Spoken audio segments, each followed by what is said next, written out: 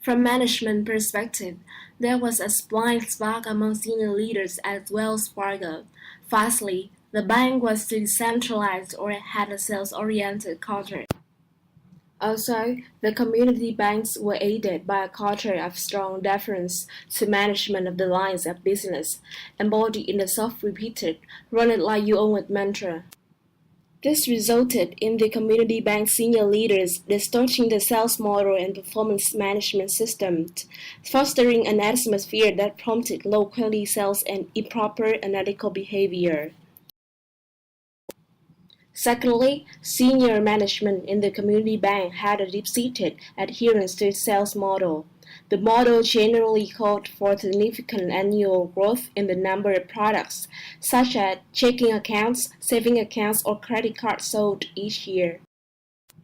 Even when challenged by their regional leaders, the senior leaders of the community bank failed to appreciate or accept that their sales goals were too high and becoming increasingly unattainable.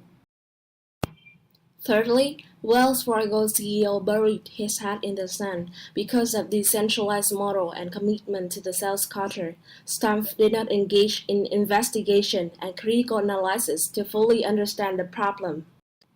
Instead, he refused to believe that the sales model was seriously impaired, with his reaction invariably being that a few bad employees were causing the issues, but that the overwhelming majority of employees were behaving properly.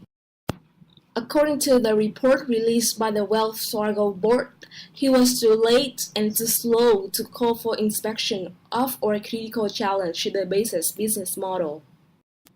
The report also credits Stump's long-standing working relationship with Toasted as blinding his judgment when it comes to her work and domain.